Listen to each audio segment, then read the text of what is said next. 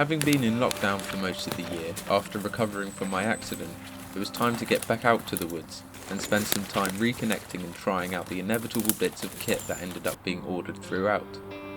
This year has been good, and despite the global pandemic sweeping over the globe, work has been consistent and in turn has kept me mostly busy.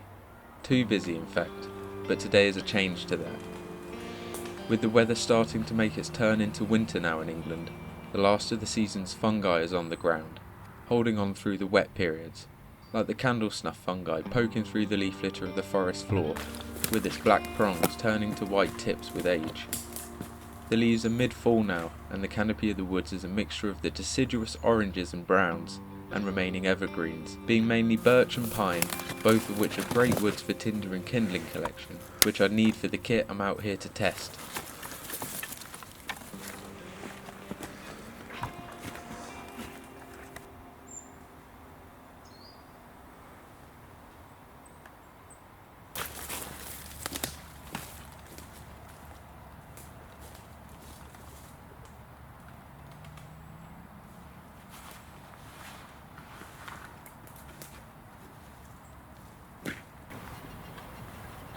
So hey guys, Liam here from Primal Nomad, hope you're doing well. It's been a long time since I've been out in the woods and yeah, just really looking forward to spending a little bit of quality time. So I'll come up here to show you a few bits and they're quite exciting actually. One thing I've been looking for quite a while and still just experimenting with different things, and the other thing, just something that every camp needs. So we'll dig into straight away what they are. You saw me collect some birch on the way in. That was just good dry accessible timber, and very soon it will allude to why I got that.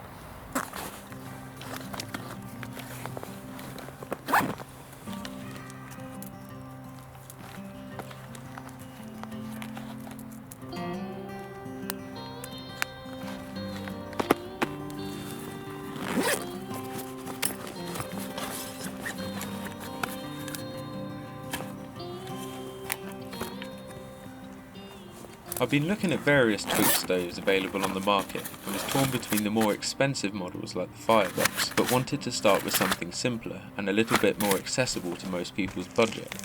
I settled on the Tigris Rocuboid, a lightweight and compact twig stove designed to contain and aid in the process of having a small fire within, be it from small timber or a Trangia-like burner.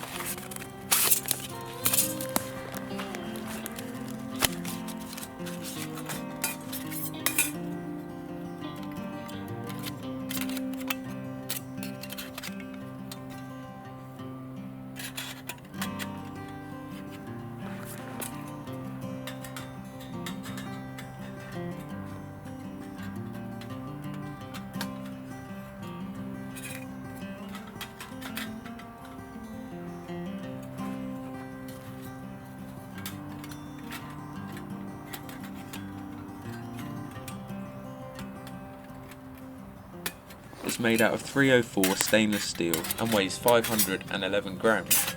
It also comes in a small Kadura carry bag, making it a great addition to my kit for smaller and shorter trips out.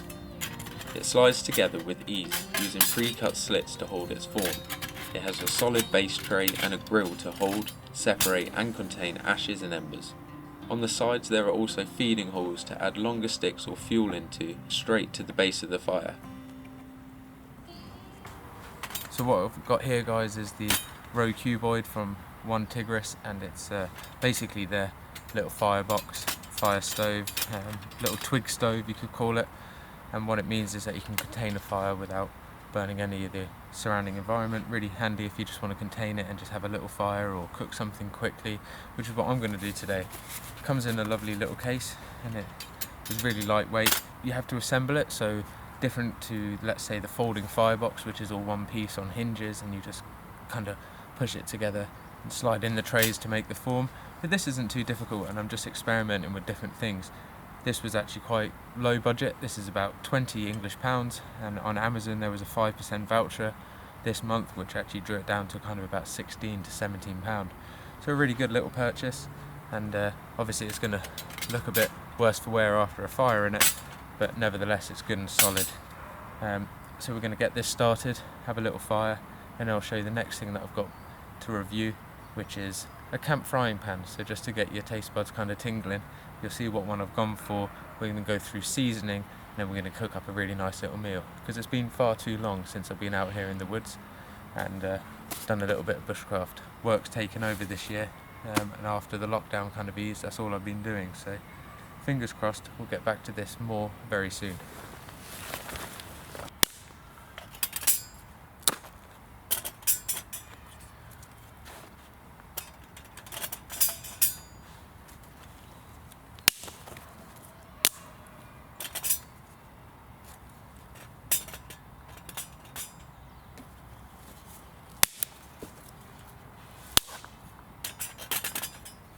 So what I'm doing here is I'm just feeding through the side holes just to get some sticks in the bottom that are about finger thickness, just as a bed for the embers to lay on and a good base for the fire to really start on. What I'm going to do is I'll strike some probably birch bark. There's plenty around here, so I'll go collect some of that, get that started, and then add a little kindling on top of that, and we'll just get the fire started. When I'm saying there's plenty of birch bark around, there sure is, and there's plenty on the ground, which is very viable. There's plenty here. It has been a little bit wet the last few days, so what I'm going to do is I'm going to pop over to this standing birch over here. You can see there's plenty of dry birch kindling here, which I'll take advantage of, kind of matchstick thin, and that's just what you want for a fire. But to get us started, we can have a little look here, and there's ready shedding bark all over this tree, which is much finer than the stuff you're going to find on the fallen trees, and just that touch drier. You can see we're not going to damage the tree by doing this. This is all naturally shedding, and we only need about that again, and that would be a good secure pile for us to get a fire started with.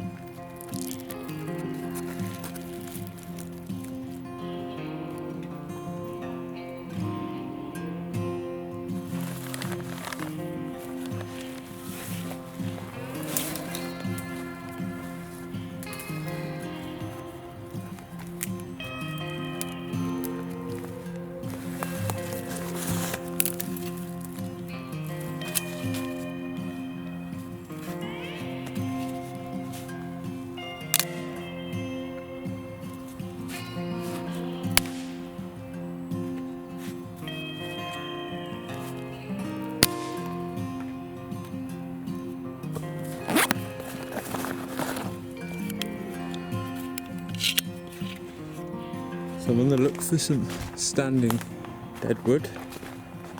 This might be it.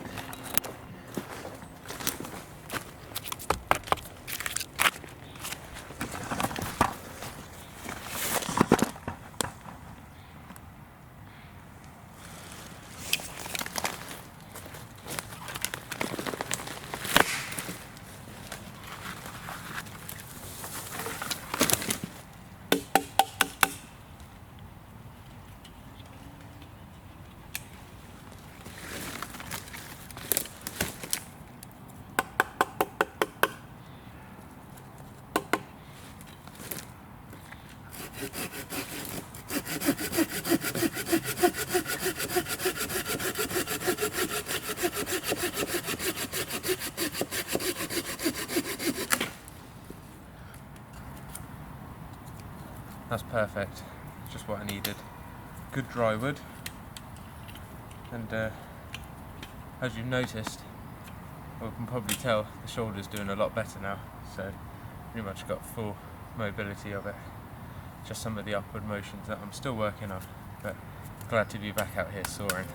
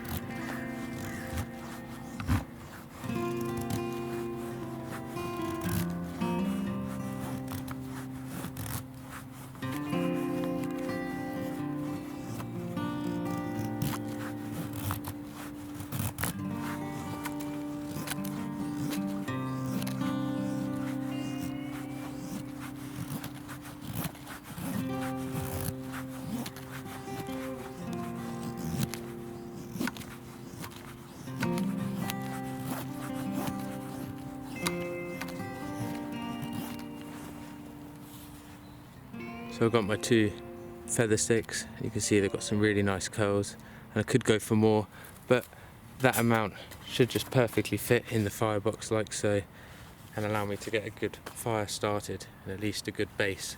So what I'll do is I'll take these out for now, and I'll just lay them on top to ensure that they don't get damp, and I'll pick up these extra curls that I made and extra shavings that fell off and put them down in the bottom. I did also get a tiny bit of birch bark here that came off of the log when I split it. What I'm going to do is put that down and get this birch bark which I collected off the tree, and I'm going to take a section of that, not all of it for now. I'll keep the rest in my pocket just in case we have a little emergency and the fire doesn't want to go. But we'll keep that there, and we'll get this, which is a nice new ferricidium rod, and this is a Light My Fire one. And this one again was recommended by Tom from Back Garden Bushcraft because I was really looking for a good one, and he recommended me this. So it's going to be its first few strikes. We might need to get the oxidation off of there, but you can see already it's showering good sparks, and I've only just gone through on one area now. So we'll give it a little go on here. I'm going to move this up to the log just because there's a bit more stable ground there.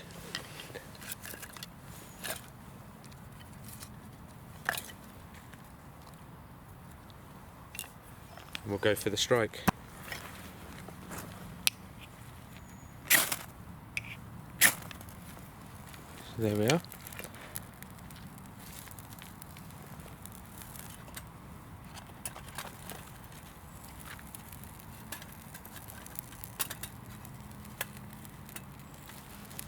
Get those feather sticks in.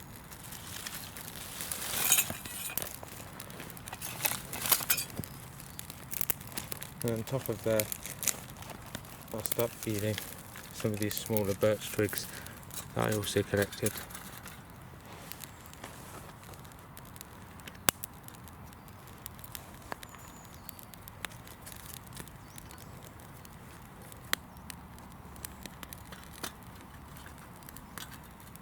We just lift those to give a tiny bit more air into there. There we have it.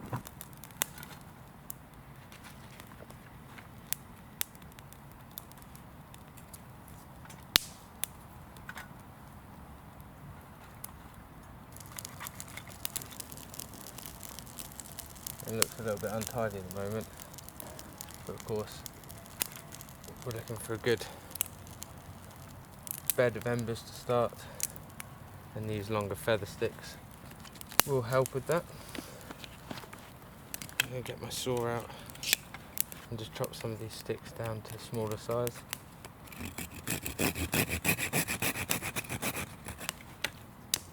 Just little sections like that, just to drop in.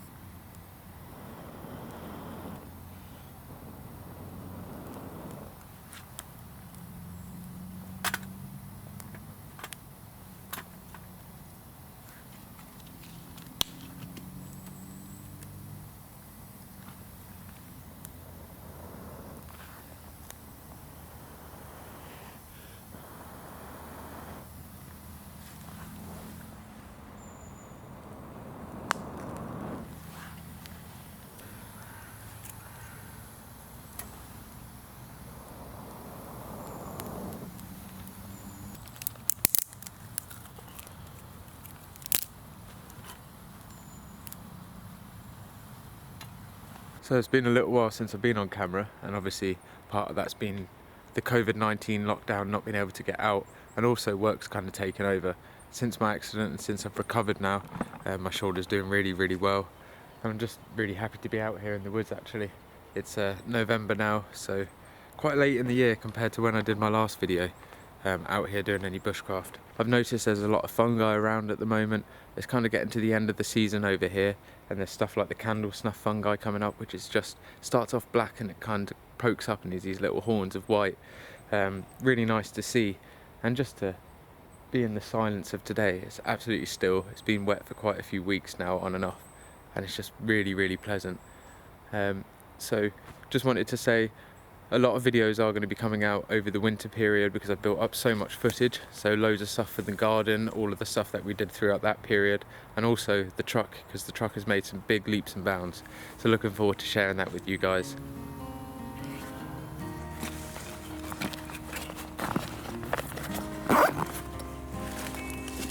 Another piece of kit that I'd wanted for a long time and been looking into was a good quality frying pan, and I eventually opted to get a Debuyer carbon steel frying pan. Now these are designed for the cuisine world and the catering industry, but nevertheless are a perfect piece of kit for an open flame and just require seasoning. Even though it weighs about 790 grams, I think it's a good choice for those shorter camps where weight isn't really so much of an issue, and it comes in just lighter than its cast iron counterpart. So the next thing I wanted to show you is my little new camp frying pan. I've been looking for one of these for such a long time, and although it's not cast iron, it's carbon steel, and it's a little bit weighty, perfect for these kind of single day trips, even overnighters. You know, if I was camping out the vehicle it would be even more perfect, but I can justify carrying a little bit of weight for something quality. Now what I'm going to do is season this, because it comes unseasoned.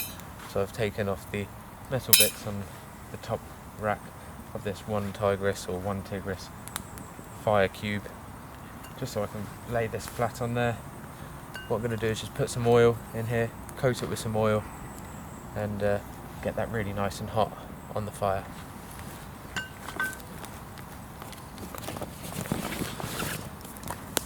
So I've got some oil here, just in a squirty bottle for ease. Means I can get it everywhere. And for seasoning, you want quite a bit of oil, and you want to get that really up and hot to smoking point, and then tip it out. Now you can do that in the oven at home, but of course that wasn't really an option back in the day, so we're going to do it the old-fashioned way. Really just make sure that oil gets on and coats everywhere. And we're going to start by warming it up gently, and we're going to get that really to smoking temperature. Now there might be some funny smells that come off this, obviously, because there's oil and there's wood ash going to be sticking to the bottom of the pan.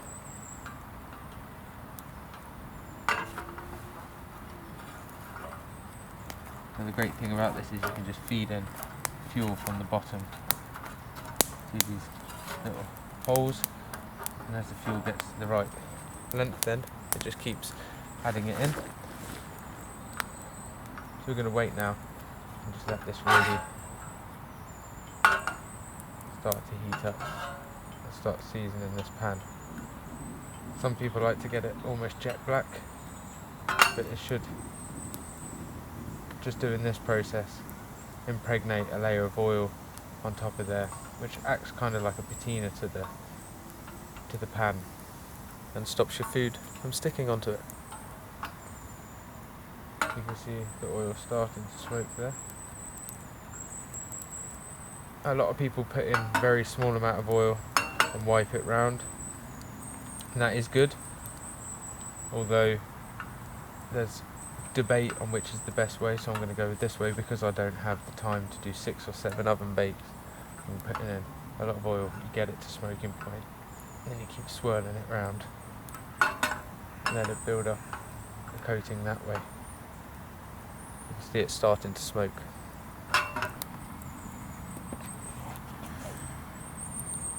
So you can start to see the colour now forming, which is that non-stick coating which these pans are known for and do require. If you just put some food into that now, it would stick like high heaven. So just going to let this start to season off now, and then we're going to get cooking.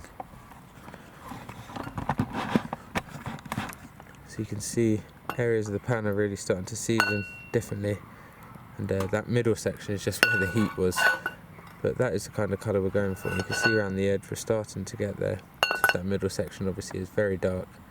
But not to worry, because eventually the whole pan will end up like that. So that's giving it its non-stick coating.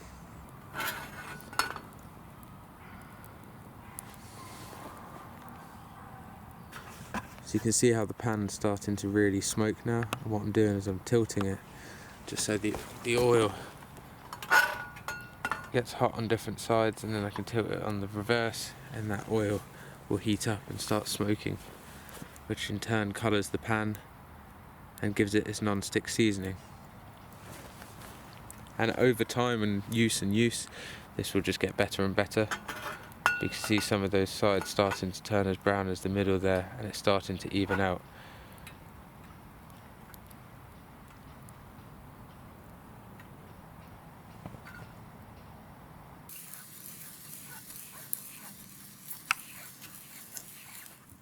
So, just wipe that with a tiny bit of sphagnum moss and put that back on with a tiny bit of oil just to heat up. You can see getting very hot there again. It's time to smoke. So I'll just let that cover it. I'll just take that off the heat for now and add some more firewood to this fire stove.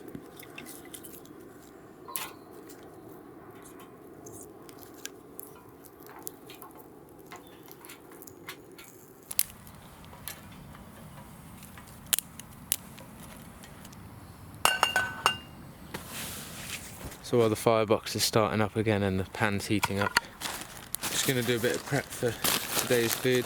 So what have I got in here? I've got a pre-buttered and sliced roll, and in here I've got some steak and some red pepper.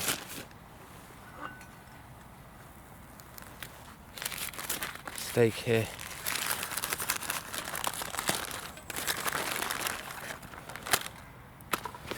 I'm going to slice this quite thinly.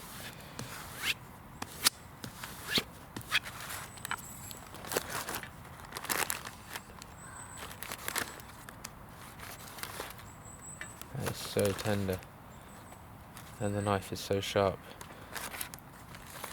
That's just the weight of it. It's like butter. Look at that. Can't beat a good old ranch steak.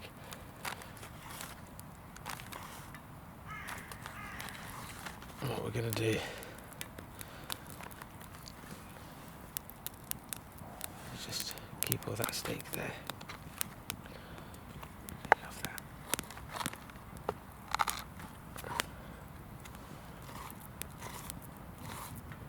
Slice that into really fairly thin slices.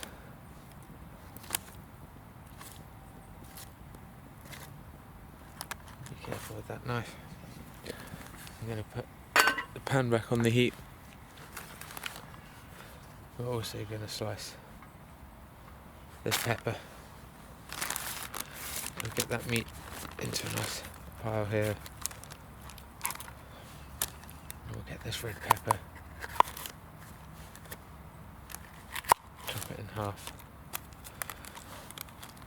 And then slice it thinly as well.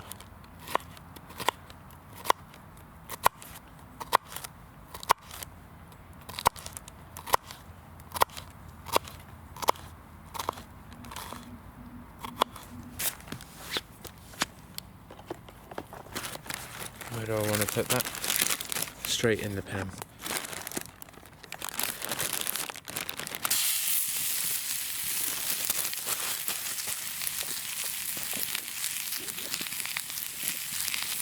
I've got my titanium stalk. As you see, none of that sticking, which is ideal. A few bits of peppers overboard.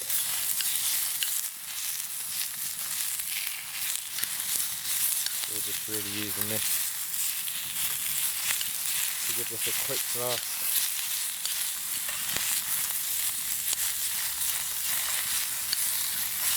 And nothing sticking, even to that middle bit where you might think it would. Nothing at all. That's because we've given it a good season with oil. Just to help things along, we'll give it one more spray.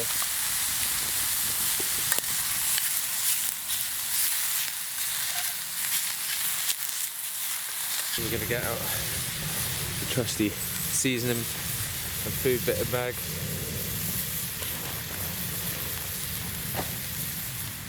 Okay, that's a tiny bit of salt on there. And we'll get us a tiny bit of pepper on there as well. This is white pepper, one of my favourites. Just a tiny hint of steak with peppers. That is smelling beautiful, ladies and gentlemen. So the last little addition is to add a bit of cheese.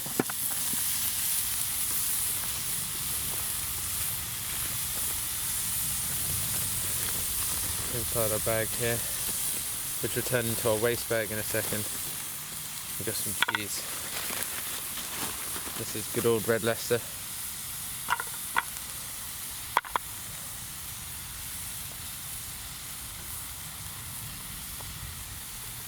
Good old blocks there.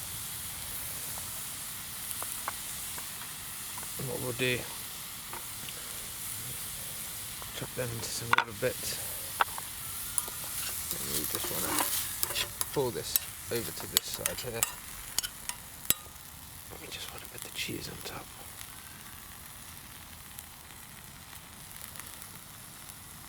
Nice little bits of cheese. I'm all on there. I can't resist.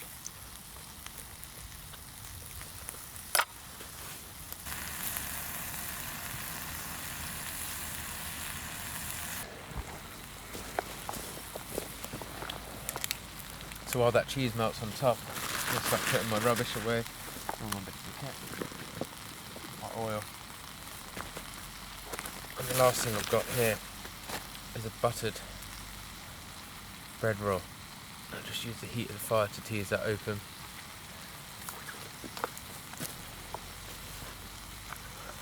I'm really impressed with how this is going. And can anyone guess what this is yet? Apart from lovely. I'll leave that to that side.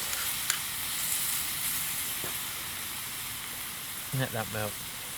Stoke the fire a tiny bit more by feeding some more bits just in the side. I'm really impressed with this little stove.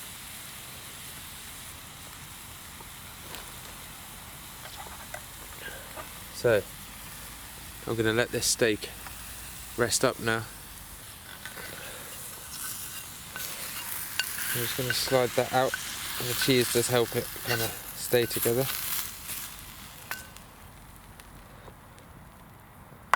So lay that out there, put the pan back on the heat, and then into the pan goes the bread. So we're going in butter side down.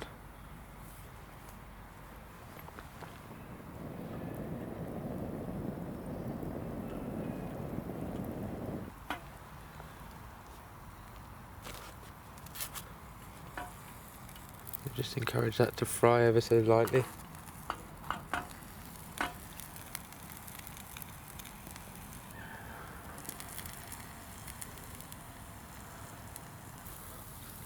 So we've got a tiny bit of bread to stick in there, but nothing to worry about. While that top is just finishing, I'll load up the sandwich. So there we have it. We've got the startings of a good Philly steak cheese sandwich with red peppers and red Leicester cheese, all cooked on the one Tigris Firebox. And we'll have to see what we reckon in a second as I'm taste. Let's take this top off. And there we have it, nicely toasted.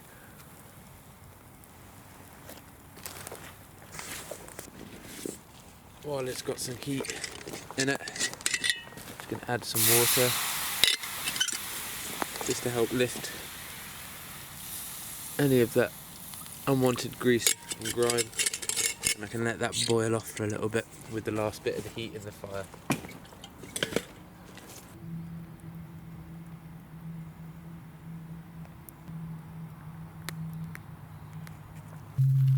Got my rubbish there. These last bits of cheese, I might have a little treat afterwards. But the pièce de la résistance. Let's wipe this knife here now. Is this sandwich? And like the spoon says, cooking good in the woods. And that's from Bushcraft Tools, Dustin. And I'm really looking forward to this. Let's give it a little bite, shall we? Right.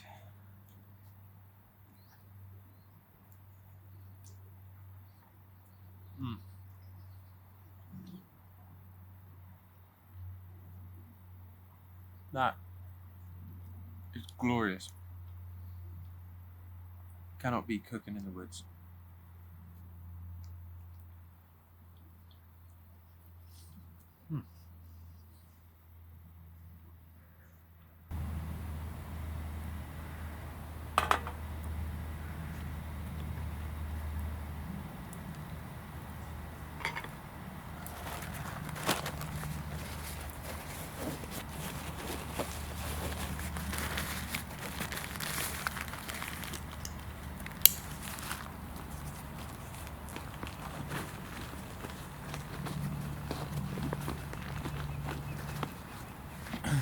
So I have to say I'm thoroughly impressed with the frying pan and the stove.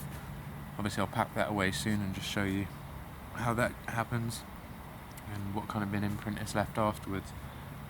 Cooked the food great, as you know, the pan is done really well. Didn't stick at all one bit, and as unsightly as it looks when you're seasoning it, it is the best way to make sure it doesn't stick.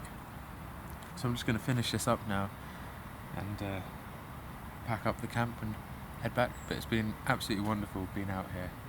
Just nice to kind of get back and relax, really. Since the accident, it's been quite a lot going on, really, with COVID-19 and the lockdown, and then straight back into work. I've done so much on the vegetable garden and filmed so much that I just need to compile together. So hopefully a few bits of those coming up this winter, which will just collect and recollect on what I did throughout the summer and this season growing.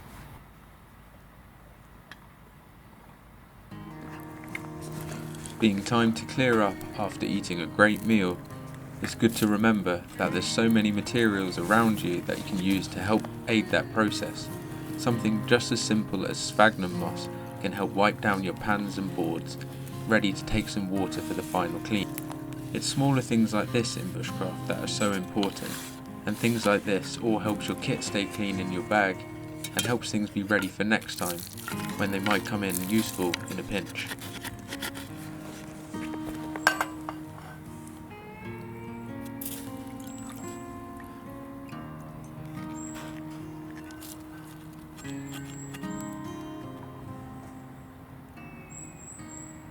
So I'm really happy with how the one Tigris stove has managed today, really. It does just what it's described for. Keeps the fire nicely contained. It's not damaged any of the surrounding area, although I've spilt a few bits of red pepper. But no, for something sub £20, I don't think you can really beat this option.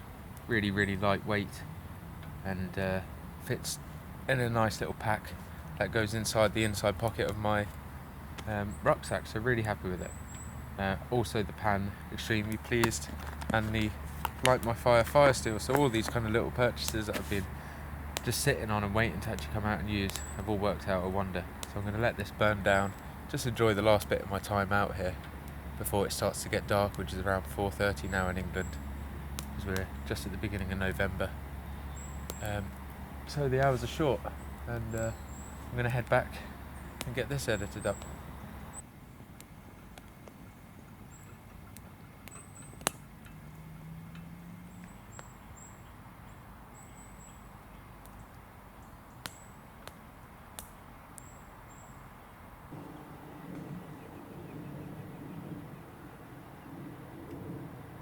So the firebox has almost fully burnt out now, just embers at the bottom, and what's really nice is it's got that kind of small perforated tray which catches all the ash and allows the bigger embers on the top just to sit there. So I'm just going to let that die out now, and then I'll tip out the ash and just show you what's left. We can douse that with water and scatter it, and then pack this away. So things through the kind of COVID pandemic have been quite strange for most people, I guess, in the bushcraft and outdoor community. Being told that we got to stay inside, and a lot of us kind of relying on getting outside to kind of vent our stresses and worries. So yeah, it's been a testing time, and then going straight back into work, and everything has been quite a challenge, but looking forward to getting this big job, which is a repoint on a late kind of 19th century building. So really late 1900s it was built, late 1800s, sorry, it was built. And we're repointing that with traditional lime mortar. So looking to finish that soon, because the weather is imminently getting colder, which means we can't work with such traditional materials. But really I'm going to be releasing quite a lot of stuff that I've accumulated over the lockdown, things that I did at home, such as making jerky and other little bits and pieces that started to get filmed just before the pandemic happened. So starting to piece all that together now and getting some more time, so there should be loads of stuff coming out soon. So over the lockdown, me and Tom from Back Garden Bushcraft have connected quite a lot. We've been using some of our free time to play a game called Call of Duty Warzone, which is nice. It's kind of a big open world experience, and it's a battle royale, so we've been having some fun with that.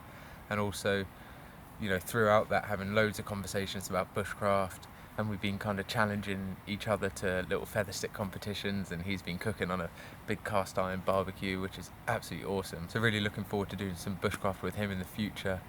So do go and check out his channel. It's Back Garden Bushcraft, and he's been releasing a few videos lately of just some camps with mates and his girlfriend, and they've been really enjoyable, and he's kind of showcasing some of his amazing skills. And like I said before, one of the skills that he's, you know, really kind of glowed to me with is his axe work and feather stick skills. So it's kind of been inspiring me to do a lot of practice with the feather sticks. So you saw me earlier split up a load of timber to do that, and yeah, it's been really enjoyable. So it's kind of something I'm trying to practice, at least make one feather stick a day. Sometimes I don't get the chance to, but if I don't, the next day I'll try and make two. So it's just something that I can keep honing in and practicing my skills, and it's something that really does come in handy. And you saw how useful it was starting that firebox, which has been a really good purchase, and for sub £20 I really can't argue with it. And it's just perfect for little things like this, where I don't want to create a massive disturbance in the forest, or in areas where you don't have permission to light a direct fire on the ground. That does count as a stove, and it protects all of the flora and the fauna around it. You still have to be responsible, of course, because it is a live flame, but nevertheless it's a lot more safer. And it's very lightweight, and it's perfect for little backpacking days or little trips, little overnighters, anything like that. But just wanted to say again, thanks for all of the massive support that you guys have shown me throughout the lockdown. My subscriber base has been growing loads, and I know part of that is to do with my Navara build, which is obviously coming on a hell of a lot, and is going to, in the future, bring me to places where I can do some of these amazing bushcraft trips that I've got planned. Until then guys, stay safe, and I'll see you soon.